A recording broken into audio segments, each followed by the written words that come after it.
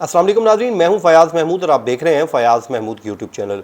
नाजरीन, आप ये सीसीटीवी फुटेज देख रहे हैं। इसमें एक शख्स जो एक सूटकेस लेकर जा रहा है, इस शख्स का नाम है अमीनुर रहमान।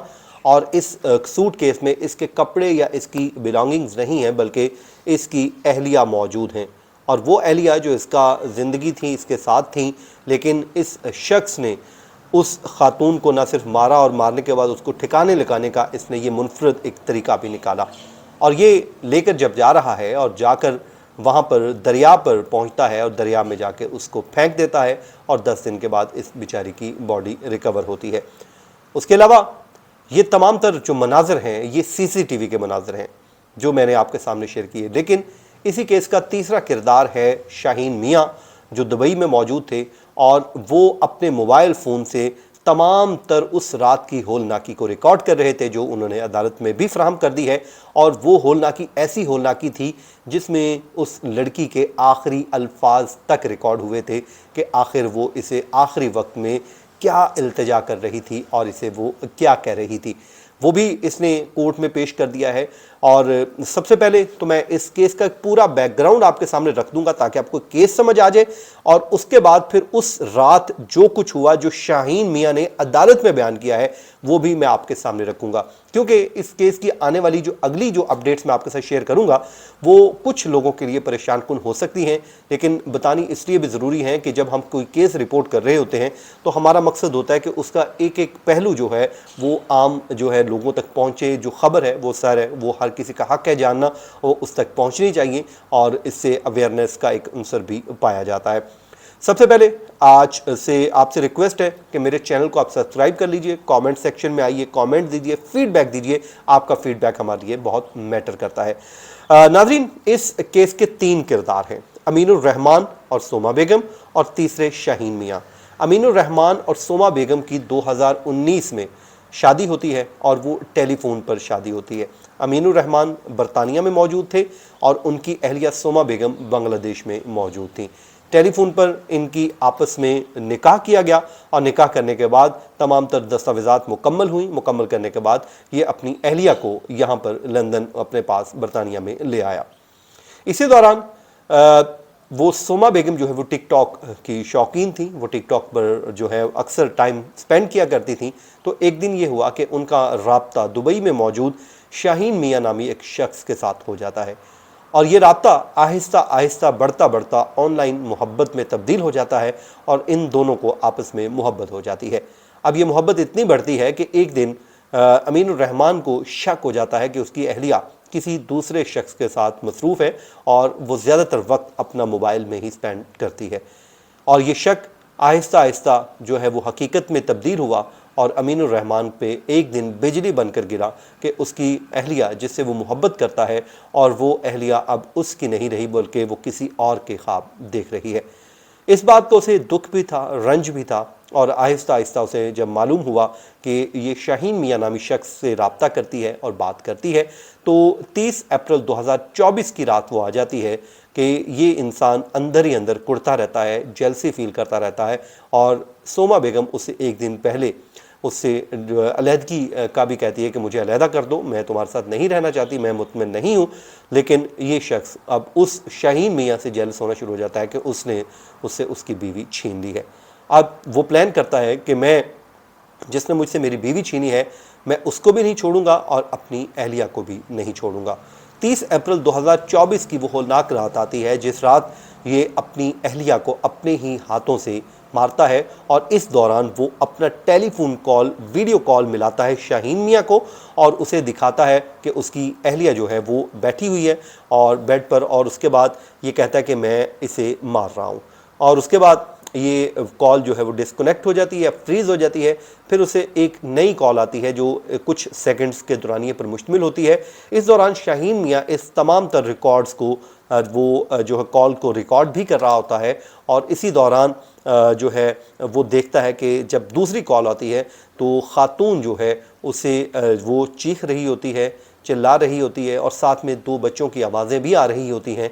और उसके बाद जब ये खातून उधर दूसरी तरफ लेटी होती है और वो लेटे लेटे उसकी जो ज़बान से या मुंह से जो है वो झाग या थूक निकल रही होती है, ये तमाम तर मनाजर वो अपने देख लेता है। उसके बाद ये उसको उठाता है, सूटकेस में पैक करता है, पैक करने के बाद उसको जाके ठिकाने लगा देता है और अपनी तरफ से मुतमईन हो जाता है कि ये काम ख़त्म हो गया।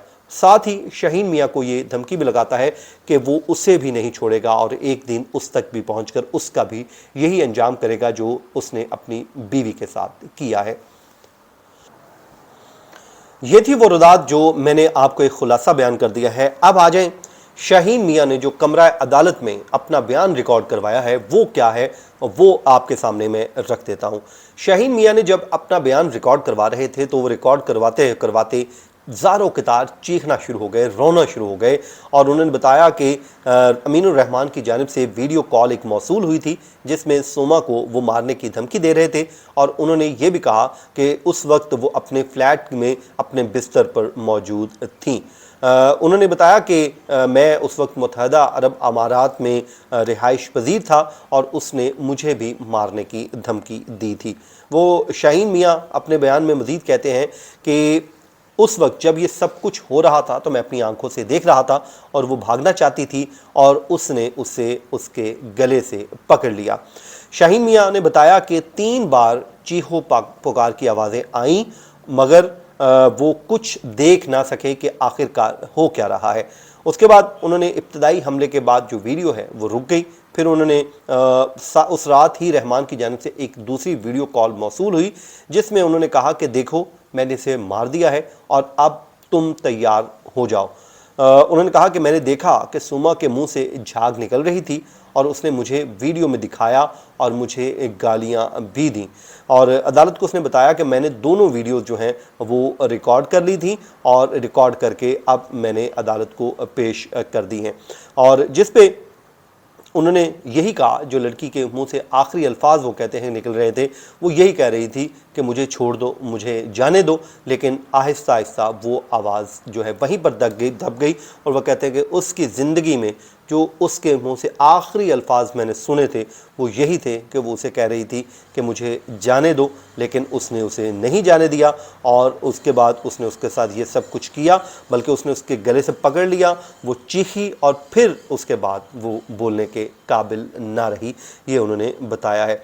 28 सेकंड के बाद रहमान ने उन्होंने कहा जी मुझे एक दूसरी वीडियो कॉल की, उसमें कहा कि सुमा का मैंने कत्ल कर दिया है और उन्होंने कैमरे का रुख अपनी बीवी की तरफ किया और जो लेटी हुई थी और उनके मुंह से जो है वो झाग निकल रहा था। उसके बाद वो लेकर निकलते हैं और निकल के उसे जाके दरिया में अपनी तरफ में फेंक के मामला हमेशा हमेशा के लिए ख़त्म कर देते हैं।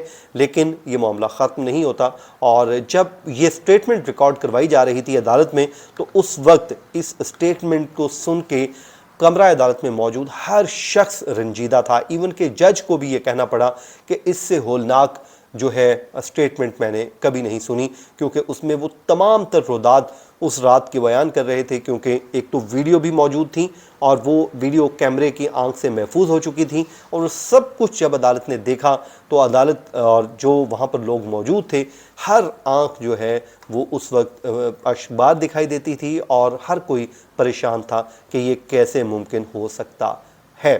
बहरहाल अदालत इस नतीजे पर पहुँची कि इसने ही किया है, लेकिन अमीनुर रहमान ने इस कत्ल से जो है वो इनकार किया। उसने कहा कि मैंने ऐसा कुछ नहीं किया। हाँ, वो कहते हैं कि जी मैंने कानूनी जंग लड़ने में ज़रूर ताख़ीर की है इंसाफ के लिए, वो मेरी गलती है, लेकिन मैंने मारा नहीं है। लेकिन जब ये तमाम तब एविडेंस आ गया, ये जितना भी एविडेंस मटेरियल पेश किया गया उसकी रोशनी में अदालत ने उसे कॉन्विक्ट कर दिया है और उम्र कैद की सज़ा सुना दी है। अब वो 22 बरस तक इस जेल में अपनी ज़िंदगी गुजारेगा और यूं एक हंसता बसता घर जो है वो एक ऑनलाइन जो है लव के चक्कर में हमेशा हमेशा के लिए ख़त्म हो गया। वो लड़की इस दुनिया में नहीं रही और उसकी मोहब्बत का अंजाम उसकी मौत पर हुआ। शाहीन अमीन है वो अब स्टेटमेंट रिकॉर्ड करवा के ज़ाहिर है वो एक ट्रॉमा में होगा, लेकिन वो अपनी ज़िंदगी में मगन हो जाएगा। अमीनुर रहमान इस दुनिया में नहीं रहा तो मेरे ख़्याल में ये हर किसी के लिए, वो कहते हैं ना कि ये घाटे का सौदा हुआ है। काश कि इस मामले को होश के नाखन लेकर संभाल लिया जाता तो शायद कोई भी ये दिन ना देखता।